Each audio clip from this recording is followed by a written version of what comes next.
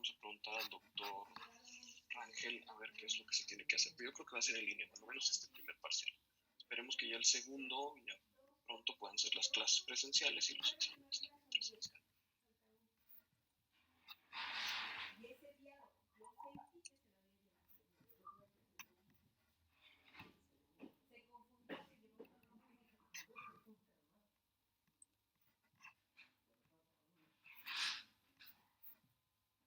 Ok, bueno, vamos a ir empezando entonces. Hoy vamos a ver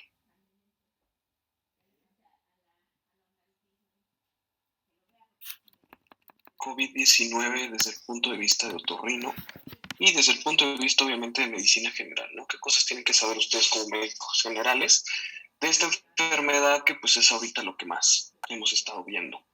Entonces, el COVID-19 es como tal la enfermedad causada por el virus de SARS-CoV-2. Este nuevo virus que en diciembre de 2019 se reportó en el mercado de Wuhan, en la provincia de Wuhan, en China. Y bueno, ustedes han escuchado probablemente, ¿no? Que primero se pensaba que pues, había sido una infección que había pasado con las personas que habían ido a este mercado. Es un mercado de animales vivos, de productos con muy malos estándares de calidad. O sea, ven, son ranas y aquí están encerrando las ranas, y seguro acá al lado venden armadillos, acá ponen las tripas. O sea, no hay el más mínimo control sanitario. Pues aquí podía crecer lo que ustedes gusten, dispongan y manden. Pero pues después salieron estas teorías, ¿no? del Instituto de Virología de Wuhan, si es un virus creado, si es un virus natural. Realmente es lo que se está viendo ahorita. Lo importante es que la enfermedad que produce, o sea, el COVID-19, es una enfermedad que nos ha dado un rango de manifestaciones muy amplio y un rango de severidad también muy amplio. Tenemos desde los pacientes que son completamente asintomáticos hasta pacientes que acaban en terapia intensiva y pacientes que tristemente fallecen. Entonces, parece ser que tuvo un origen por ahí en algún instituto, pero nada de esto está probado. ¿Qué es lo importante? Bueno, es un virus RNA encapsulado. El estar encapsulado le confiere ciertas características. Es el segundo coronavirus que se ha diseminado en forma global en las últimas 2 décadas. A lo mejor algunos de ustedes se acuerdan del SARS-CoV, la primera epidemia de SARS en 2002, 2003, que fue en Foshan, también en China, cuando empezó a haber el advenimiento del uso de cubrebocas, que veíamos estas imágenes en los aeropuertos de muchas personas usando cubrebocas, pero no tenía la severidad de las manifestaciones clínicas tan severas como los tiene el SARS-CoV-2, ni fue una epidemia tan globalizada como el SARS-CoV-2. Y el otro fue el MERS, que se asoció a algunos camellos. Pasó en la península arábiga en 2012. Realmente aquí los esfuerzos epidemiológicos y de salud pública de estos países árabes, de los Emiratos Árabes Unidos y de Saudi Arabia, permitieron que se contuviera muy bien, pero era una enfermedad con manifestaciones bastante severas, diferente al SARS. Y bueno, el SARS-CoV-2, que es el que nos interesa, tiene un diámetro de entre 60 y 140 nanómetros, es un virus RNA encapsulado, y tiene estas proteínas spikes que son características, ¿no? Que son los piquitos de la corona del coronavirus, y de donde hemos visto mucha acción de medicamentos y mucha acción de vacunas. Hablando de la infección, en fases tempranas este virus va a reaccionar, va a tener comunicación con las células epiteliales y nasales. Con las células epiteliales tanto de la nariz como de los bronquios, y con algunos neumocitos. Estas proteínas spike o proteínas S del virus, que son estas que ven ustedes aquí en la imagen, interaccionan con los receptores de ACE2. Esto en algún punto explicó un poco de la fisiopatología del virus cuando atacaba con más severidad a hombres que a mujeres. Los hombres tienen más receptores ACE2, se pensaba que era por eso, es una de las teorías. Y también en un tiempo hubo la idea de utilizar inhibidores, de utilizar IECAS como manejo, ¿no? Tratar de tapar estos receptores, pero bueno, sin mayor utilidad. Y tiene esta proteína, que es una proteasa de serie transmembrana tipo 2, que es la que le permite como tal, el interactuar con esta proteína es lo que le permite ser fagocitado, hacer el ciclo viral que ustedes ya conocen y después replicarse y hacer una infección. Entonces recuerden, la fase temprana de la infección es el contacto con las células del epitelio nasal, con las células del epitelio bronquial. Esto que confiere los síntomas iniciales, anosmia, ageusia y la afección bronquial, cuando ya le decimos a los pacientes, ya el coronavirus no está aquí, ya ya pasó a infectar a los pulmones. Vemos neumonías por SARS-CoV-2. Y en fases tardías de la infección, ya cuando tenemos un SARS-CoV-2 más avanzado, un COVID-19 en fases más tardías, vamos a tener comprometida la integridad de la barrera del epitelio endotelio. Esto va a hacer que el virus pueda afectar a las células del epitelio de los capilares pulmonares y haga una diseminación. Y vemos entonces las complicaciones vasculares y de la microcirculación de SARS-CoV-2. Vemos las fases más tardías, enfermedad trombótica, hemorragias, afecciones en órganos a distancia después de la fase pulmonar. Aquí ustedes recuerden las fases de la neumonía que ya conocen, la fase blanca, la fase gris, del edema pulmonar, cómo va relacionando esto, y esto explica las manifestaciones pulmonares de los periodos intermedios, por así decirlo, del SARS-CoV-2. La transmisión, al principio no sabíamos realmente cómo se transmitía, ustedes recordarán las fases iniciales, los tapetes sanitizantes, limpiando superficies, como lo hicimos en la pandemia de la influenza. Yo creo ahí que el COVID-19 realmente llegó para que bastantes médicos nos pusiéramos a actualizarnos en el sentido de ver cómo se manejaban estas infecciones, y sobre todo le ha dado una importancia capital a la medicina basada en evidencias. Hemos visto ya el hábito de estar checando nuevas publicaciones, esto sí sirve, esto no sirve, se pensaba que esto servía, ahora se sabe que no, vemos que no es como pensamos al principio, como si fuera una influenza, no tiene nada que ver, vemos la importancia del cubreboca, que en otras enfermedades no tiene mucha importancia, aquí sí, vemos que las superficies realmente no son tan importantes como lo son en otras enfermedades virales, y en el manejo pues hemos visto muchísimos fármacos que han tenido mucha popularidad y después resulta que no tienen mucha efectividad. Entonces la transmisión realmente es por droplets. Estos droplets se expulsan durante el proceso que se llama aerosolización y es el principal medio de contagio. La expulsión viral puede iniciar hasta 2 a 3 días antes de que el paciente presente síntomas. La aerosolización es importante por el medio hospitalario, ¿okay? Todos los pacientes con sistemas de aporte de oxígeno, ya sea por insuficiencia respiratoria que requiera ventilación mecánica o por algún proceso anestésico, van a tener mayor riesgo de transmitir el SARS-CoV-2. Por eso es tan común el contagio hacia el personal de salud.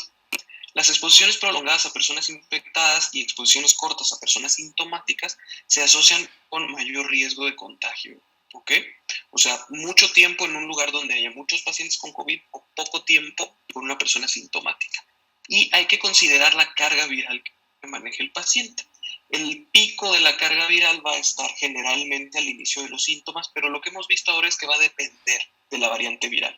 Hay algunas variantes con un pico de carga viral casi al inicio, como lo es la variante Delta. La variante Delta tiene una carga viral muy importante antes de lo que lo tienen las otras variantes, y vemos estas alteraciones en la carga viral de acuerdo a la variante.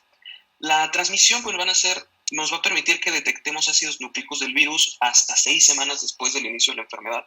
Por eso quedó en desuso el pedir una PCR negativa para regresar a trabajar, para dar de alta a los pacientes, para poder entrar a la escuela, porque podemos tener PCRs hasta 1 mes y medio que sigan saliendo positivas después de la infección del paciente. Los cultivos virales son negativos 8 días después de que aparecen los síntomas, entonces no los usamos mucho para diagnóstico. Para manejo podemos detener el aislamiento de los pacientes basándonos en su mejoría clínica más que en la PCR. Y lo importante aquí para controlar la transmisión es el aislamiento domiciliario, el aislamiento de los pacientes y el correcto y estrecho seguimiento de contactos, ¿okay? Siguen siendo los 2 elementos más importantes que tenemos para la transmisión. No deberían de serlo, deberían de ser las vacunas, pero bueno, ustedes mejor que yo han visto la estrategia de vacunación de este país y todavía nos falta. Entonces, aún seguimos con el aislamiento domiciliario y el seguimiento de contactos. Entonces, el CDC nos dice que podemos detener el aislamiento de los pacientes 10 días después de la aparición de los síntomas, 24 horas sin fiebre, sin que esté utilizando antipirético, o que en estos 24 horas otros síntomas de COVID estén mejorando, excepto la anosmia y la geusia, porque puede persistir. Hay pacientes que quedan con anosmia, el que tenemos ahorita en seguimiento de más tiempo, tiene 6 meses, con alteraciones del olfato y alteraciones del gusto. Ya no tiene COVID, obviamente, pero sigue con estas secuelas. Hablando del virus, el periodo de incubación muy variable y varía muchísimo más de acuerdo a las variantes. En promedio 5 días, pero puede ser de 2 a 7. La gran mayoría de los pacientes, más del 90% que van a presentar síntomas, tienen ustedes hasta el día 11. Un paciente que tuviera un contacto sospechoso, ya pasaron 11 días y no presentó síntomas, lo más probable es que no presente síntomas y haya sido un COVID asintomático. La media de inicio de los síntomas a la hospitalización son 7 días. O sea, un paciente empieza con síntomas 3 días después de su incubación y en el día 3 días después de su contagio, perdón, y en el día 7 es necesario hospitalizarlo, 10 días después del inicio.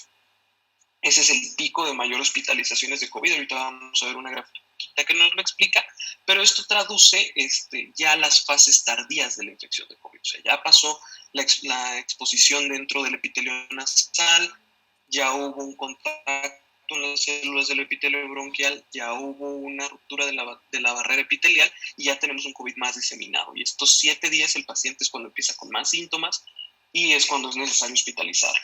La media de edades son pacientes mayores de 50 años, aunque esto va a cambiar por las vacunas. Yo creo que ahorita estamos hablando de pacientes entre 30 y 50 y mayores de 50 serían solamente no vacunados, con un predominio de 60% de pacientes masculinos. Esto sigue siendo igual, es más común en hombres.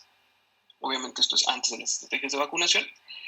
Más o menos 8 de cada 10 pacientes van a tener manifestaciones leves, 15% van a tener manifestaciones severas y 5% van a tener lo que se llama manifestaciones críticas.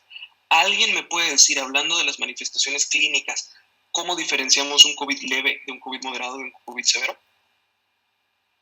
La dificultad para respirar, ¿no?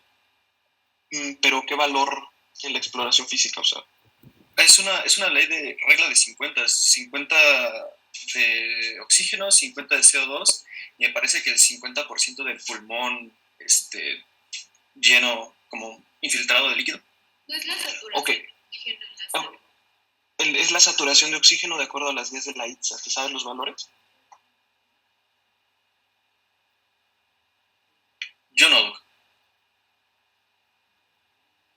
Creo que ¿Alguien sabe? 80 ya se considera grave. No, la verdad no sé, doctor. Debajo del 93% es moderado, ¿no? Así es. 94 hacia arriba, COVID leve. Menos de 94, COVID moderado. Y COVID severo es aquel COVID que requiere aporte de oxígeno, de ventilación mecánica. ¿Ok?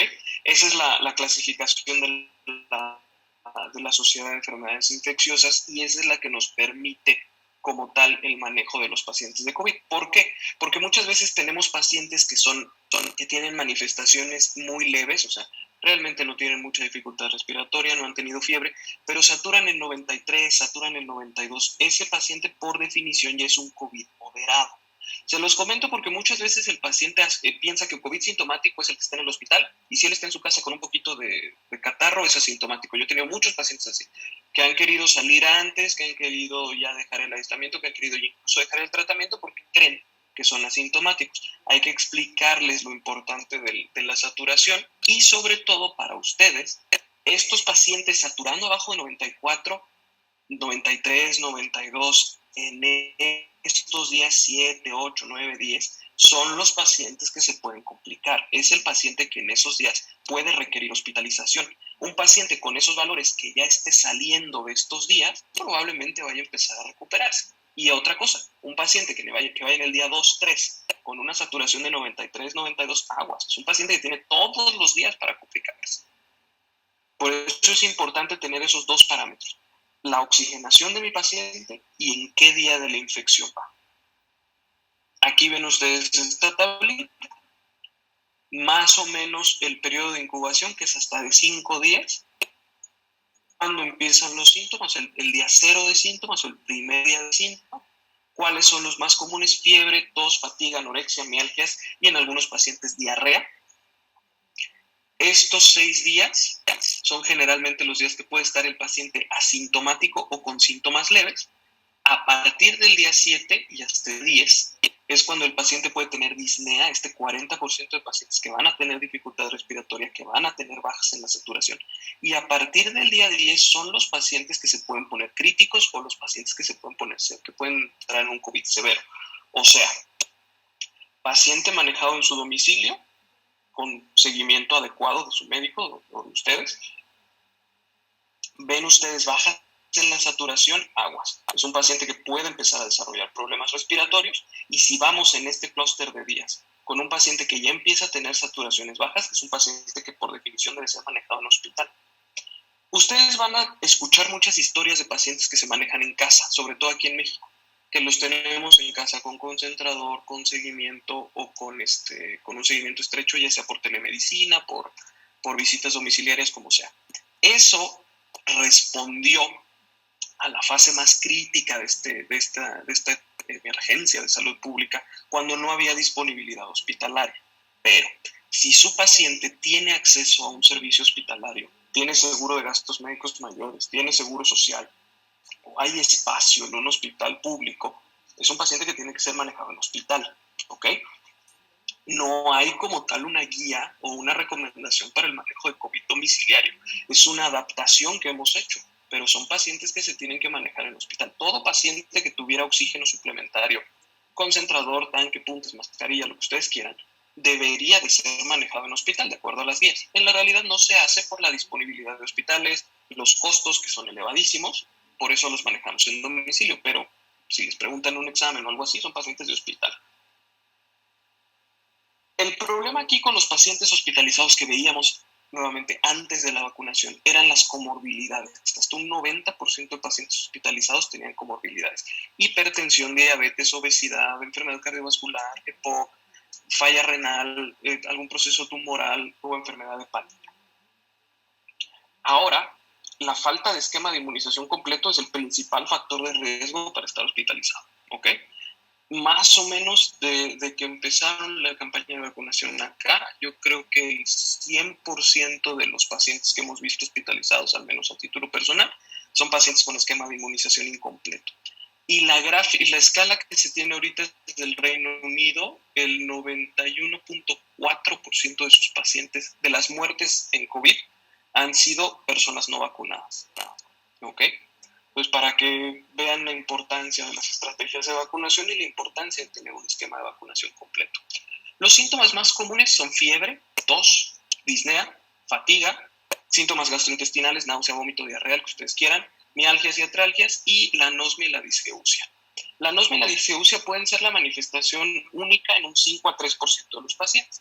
Al principio había salido un estudio muy interesante de anosmia que decía que si tu paciente tenía anosmia, lo más probable es que fuera un COVID leve, porque significaba que la infección se había quedado en la nasofaringe, que no había bajado hasta el tracto pulmonar. Actualmente se sabe que no, que más bien depende del seguimiento de cada paciente.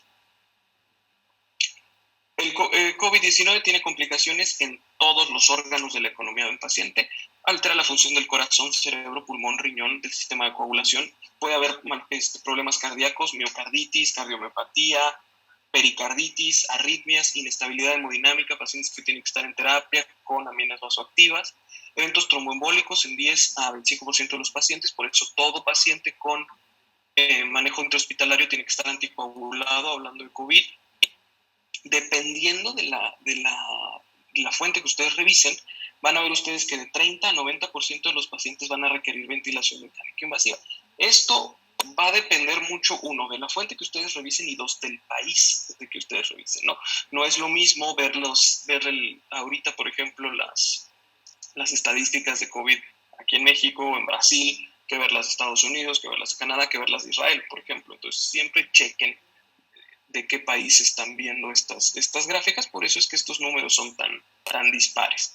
La lesión renal aguda en un 9% de los pacientes se asocia a altísima mortalidad, la falla hepática también, la falla en la coagulación y, bueno, obviamente un paciente de choque séptico que tienen altas mortalidades. Para hacer el diagnóstico, el estándar de oro es la PCR, o sea, la reacción en cadena de la polimerasa vía frotis nasal. Va a tener una sensibilidad hasta del 80% 3 días después de inicio de los síntomas. Las pruebas de antígeno, que son las famosas pruebas rápidas por frotis nasal también, son de utilidad en los primeros 5 días de inicio de los síntomas. Es la que más se utiliza ahorita por el costo, la disponibilidad y la rapidez de resultados. No se ha comprobado que la presencia de anticuerpos condicione inmunidad. Esto para las pruebas de sangre, las pruebas de kit, que en un momento se hicieron muy famosas. No hay realmente una interpretación. Lo único que nos dicen es que esta persona tuvo COVID en algún momento. O sea, la IgM es detectable hasta 5 días después de la infección, con elevación hasta 2 a 3 semanas después.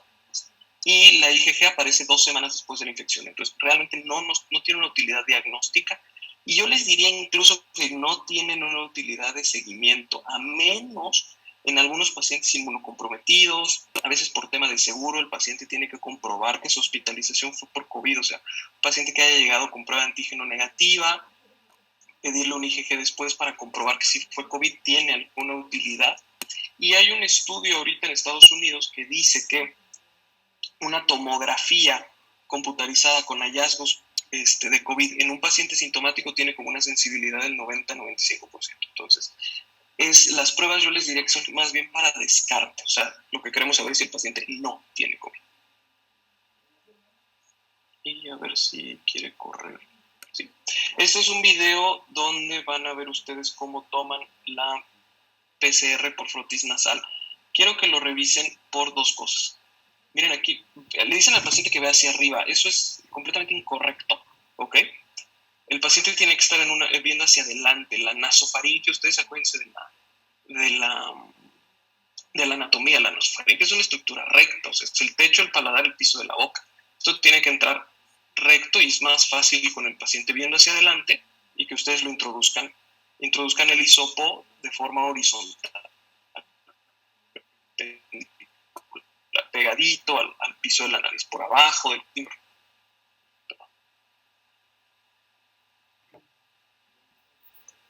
Dice aquí, por ejemplo, que en pacientes con trauma nasal no se debe de hacer. Con buena iluminación y con una buena exploración sí se puede. Un septum obstructivo no es indicación para no hacer la prueba. Nuevamente, pues meter por el otro lado sin ningún problema. Bloqueos del pasaje nasal sí, por ejemplo, atresia de coanas o alguna malformación que realmente no deje pasar, o un nasogiofibroma, por ejemplo, una cosa así severa, pues sí no se debe de hacer. Pero siempre recuerden la técnica correcta. Vean ustedes aquí, si bien el paciente está viendo para arriba, el hisopo primero parece que baja y después como que lo endereza y lo baja. Es muy incómodo para el paciente. Yo lo que les recomiendo es, si van a hacer pruebas COVID, consíganse un rinoscopio ahí de plástico que les regalan en los congresos y con una lucecita y háganlo de frente con el rinoscopio. Vean los cornetes, vean el piso de la nariz y sobre eso inserten su hisopo. ¿Qué hallazgos de laboratorio encontramos en estos pacientes? PCRs elevadas hasta en más del 60%, elevación de la deshidrogenasa láctica, alteración de las enzimas hepáticas, hay baja en la albuminemia, hay linfocitopenia muy marcada en los pacientes. La linfocitopenia es el primer hallazgo de laboratorio que se asoció a COVID-19, y una elevación del dímero D. En imagen vamos a tener las famosas imágenes en vidrio despulido, que son difusas y periféricas, que ustedes ahorita son expertos en neumología y pueden identificar muy bien. Realmente es a veces complejo ver un poquito del ataque de pulmón. Les recomiendo ahorita que están con neumo, aprovechenlo, vean mucho, porque sí es algo que luego nos falla. Vemos márgenes poco definidos, podemos ver algo de broncograma, engrosamiento septal y engrosamiento de la pleura, o sea, reacción septal y reacción pleural. Por lo regular los hallazgos pueden empeorar, o sea, empeorar en los 14 días siguientes al inicio de los síntomas. ¿Qué quiere decir esto? Muchas veces hacíamos pruebas de antígenos, salía positiva y pedíamos la TAC inmediatamente y tratábamos de usarla como predictor. Nada que ver. Yo siempre les recomiendo a los pacientes que se tomen la TAC hasta que tengan disnea, hasta que tengan baja en la saturación.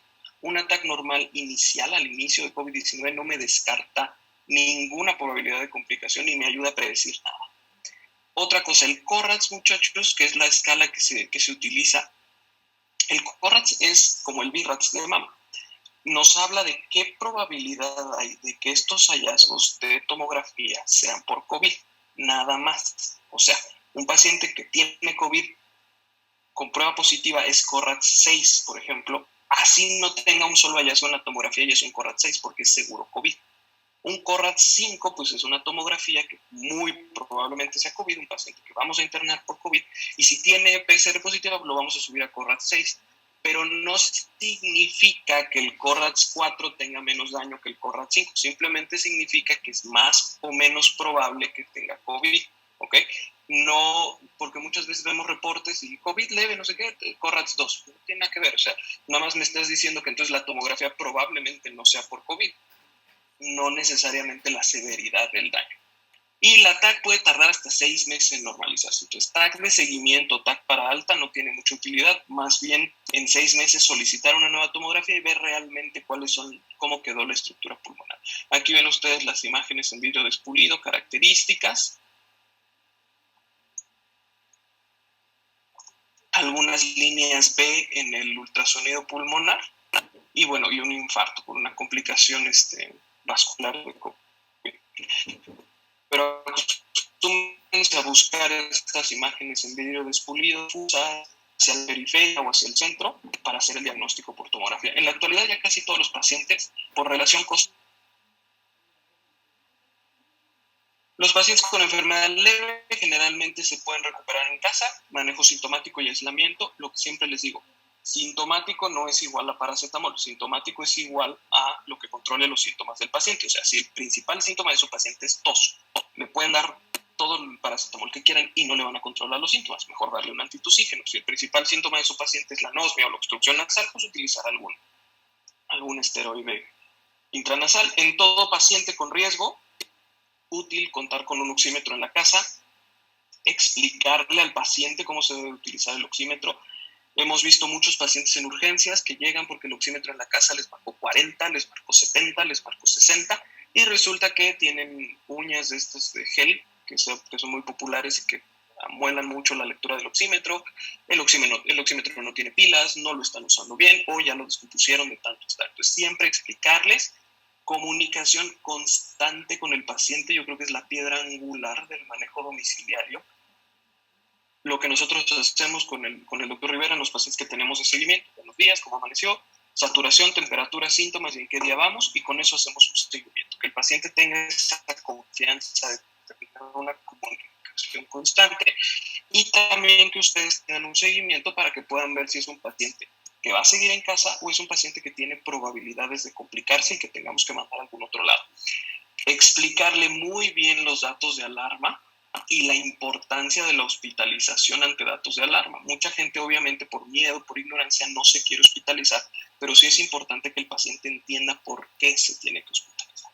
¿Qué manejo se utiliza generalmente? Antipiréticos y antitusígenos. En el caso de síndrome de dificultad respiratoria aguda, prácticas establecidas por el lugar donde ustedes estén. Más del 75% de los pacientes hospitalizados van a requerir oxígeno suplementario y el umbral para intubo, traqueotomía es muy controversial. ¿Okay? Muchos pacientes van a tener una buena mecánica, pero una hipoxemia severa o una muy mala mecánica con no tanta hipoxemia. Entonces depende mucho de las guías del lugar donde estén, del protocolo que se vaya a seguir y de la experiencia o la expertise que tengan el personal de salud. El estudio Recovery, que fue el estudio más grande de tratamiento, es el que nos dio la dexametasona. 6 miligramos de dexametasona por hasta 10 días redujo la mortalidad. Dexametasona o su equivalente, su esteroide, o sea, dosis esteroide equivalente, y el beneficio fue mayor en pacientes ya muy sintomáticos o con requerimientos de oxígeno. Tromboprofilaxis con heparina de bajo peso molecular a todos los pacientes hospitalizados. Estos son los puntos que han demostrado beneficio en el tratamiento de los pacientes hospitalizados. Entonces, aquí ven ustedes algunas consideraciones para intubar a los pacientes o para hacer alguna traqueotomía. Les digo, depende del lugar en donde estén, depende del expertise del equipo de terapia. Y vean ustedes aquí, los pacientes que no recibieron oxígeno no tuvieron mejoría con la dexametasona, o sea, fue mejor el tratamiento usual. Y los pacientes con oxígeno o con ventilación mecánica fueron los que demostraron beneficio con la terapia de dexametasona. Entonces, la dexametasona se tiene que utilizar en pacientes cuando ya requieran oxígeno, no antes. Mortalidad hospitalaria depende del hospital, 15, 20, 40, 45, hay hospitales que tienen hasta 5%, entonces depende mucho del hospital. Lo interesante es que es una enfermedad, siempre ha sido una enfermedad potencialmente prevenible, incluso desde antes de las vacunas, ¿no? El aislamiento social, distanciamiento, las famosas burbujas, pues sí nos utiliza. Hay personas que no se han enfermado de COVID, que no les ha dado COVID severo. Distanciamiento físico, higiene personal y el uso correcto del equipo de protección. Ahora, en la actualidad, completar el esquema de inmunización es lo más importante. Lo que nos toca a nosotros, a ustedes, a mí y a todos los que trabajamos en el área de la salud es la promoción de la salud, ¿ok? Explicar la importancia de las vacunas, explicar los mecanismos de transferencia, explicar los riesgos de las reuniones, de las fiestas, de los congresos, de los lugares cerrados, ir al cine, ir a las plazas y sobre todo también predicar con el ejemplo, ¿no? Muchas veces vemos fotografías o cosas en redes sociales que son puros médicos, todos sin cubrebocas, todos en un lugar cerrado. No es lo apropiado, no en este momento, ¿no? Les cuento una anécdota. Tenemos un grupo de WhatsApp de medicina para COVID, o sea, cuando estaban viendo lo de las vacunas para el personal de salud. Y un día, un sábado, un doctor pone, recomiéndenme un lugar para desayunar en San Miguel, por favor. ¿Quién conoce un restaurante en San Miguel? En plena pandemia, la crisis más alta, el mayor número de hospitalizados. Entonces, lideren con el ejemplo, ¿sale? Y consideren como riesgo cualquier contacto con una persona de la que no sabemos su esquema de vacunación, que no sabemos si tiene o no prueba negativa, en un espacio cerrado por más de 15 minutos. Y listo, muchachos. Realmente es una clase sencilla. La idea aquí es que vean un poquito de cómo abordamos el COVID y qué relaciones tiene con la otorrinolaringología. O sea, muchos otorrinos, muchos médicos generales estuvimos viendo el primer contacto pacientes COVID porque los neumólogos estaban saturados. Entonces sí es importante saber cómo manejar el COVID leve, qué COVID ya no es leve y en qué momento hay que mandar al paciente al hospital o mandar al paciente con algún especialista. ¿Alguna duda o alguna pregunta? Doctor, yo sí tengo una pregunta. ¿Sabe usted si se ha estudiado como la relación que tiene el hipotálamo y los centros hipotalámicos con la anosmia y la ageusia que causa el virus? O sea, porque estoy investigando sobre eso y pues están anatómicamente muy relacionadas y además explicaría todos los síntomas a nivel sistémico, ¿sabe? O sea, como que si hay una sobreestimulación del hipotálamo, pues puede haber repercusiones cardiovasculares, repercusiones, o sea, en todos los aspectos, ¿no? Y pues eso se podría manifestar como... Estoy de acuerdo. Hay un artículo que es neurotropismo del COVID-19 y hay otro de neurorehabilitación en COVID-19, los dos de New England. Primero, neurotropismo, o sea, ¿qué afinidad tiene el COVID hacia las estructuras nerviosas hipotálamo y estructuras nerviosas nasales? O sea, histológicamente, ustedes recuerdan, el primer par craneal, o sea, el par olfatorio, no es un nervio como tal, es una prolongación literal del sistema nervioso central. Entonces, sí hay un estudio de neurotropismo, todavía no se ha estudiado bien. Lo que sí se ha estudiado mucho y es un protocolo muy interesante es la neurorehabilitación. O sea, pacientes que quedaron, en este caso con anosmia, en el caso de este paper, los rehabilitan para volver a tener plasticidad neuronal en la conducción en la detección de los olores. Entonces, yo creo que va a haber un momento en el que al final del día es una enfermedad con neurotropismo y de la microcirculación. Entonces, yo creo que sí todavía falta mucho en el sentido de ver realmente qué es lo que está afectando. Nos estamos dando cuenta que realmente, o sea, sí es una neumonía, pero a veces la neumonía es el menor de los problemas de los pacientes que empiezan a hacer sepsis, que empiezan a hacer falla renal, que empiezan a hacer manifestaciones neurológicas, nos hablaría, como tú bien dices, de alguna otra cosa de la que no nos estamos dando cuenta. Gracias, doctor. ¿Alguien tiene alguna otra duda, alguna otra pregunta? Doctor, en cuanto al tratamiento sintomático, por ejemplo, hay pacientes que presentan lo que son las náuseas, la diarrea y el vómito. ¿Ahí sí se puede dar un tratamiento simplemente sintomático, o sea, quitar esos síntomas? Sí, ahí en esos pacientes, por ejemplo, lo que utilizamos es reposición de electrolitos, o sea, que el paciente esté comiendo bien, que tenga hidratación y sí, medicamentos gastrointestinales totalmente. En pacientes, por ejemplo, que la primera manifestación sea tos, pues antitusígenos, o sea, darles jarabes para la tos. Y en pacientes con anosmia y esto hemos utilizado esteroides intranasales con algo de beneficio. Pacientes con dolor, pues antipiréticos, antiinflamatorios, pero sí, si tu paciente solamente tiene manifestaciones gastrointestinales, pues tiene que tener manejo sintomático gastrointestinal. Hay algunos casos, hay dos casos que me han tocado a mí de pacientes que habían empezado a ir con el gastroenterólogo, que sospecharon patología vesicular, sospecharon enfermedad por reflujo gastroesofágico, incluso con endoscopías, y realmente era un COVID, cuando no había tanto acceso a las pruebas. No sé si recuerdan, al principio de la pandemia era muy difícil que te hicieran una PCR y era carísimo que te hicieran una PCR.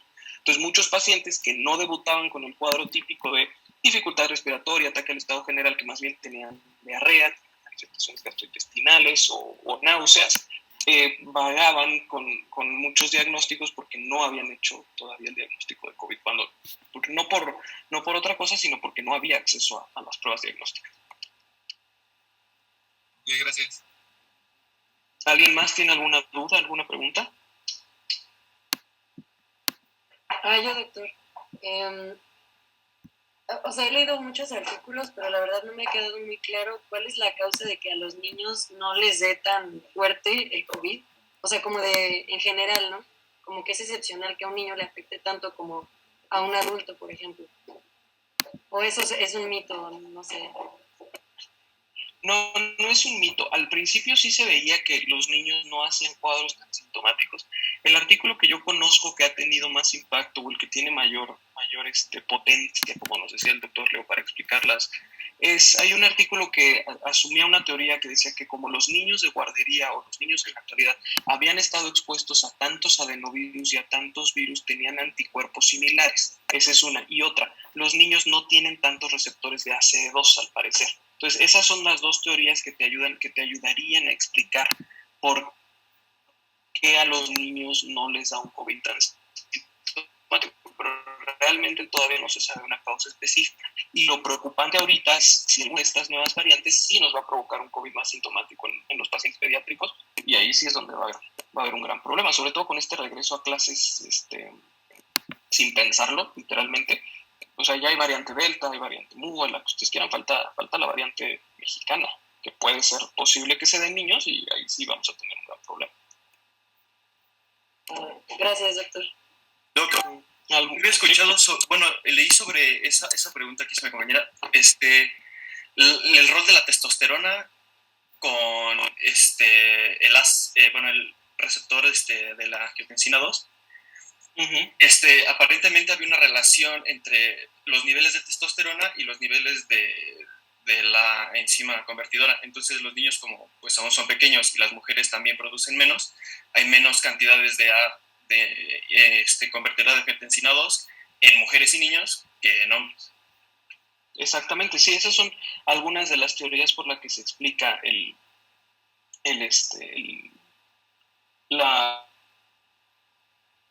que los niños y las mujeres tengan COVID-19 menos sintomático, y también la afinidad por la proteína C2 es lo que le da a veces mayor virulencia a las variantes, o sea, que se peguen más rápido a la C2. Gracias, doctor. ¿Alguna otra duda, alguna otra pregunta, muchachos?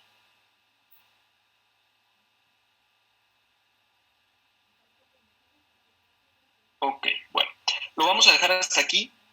Ya nada más nos falta insuficiencia respiratoria, cuerpos extraños y fracturas maxilofaciales, que son temas muy sencillitos, pero los vamos a ir viendo uno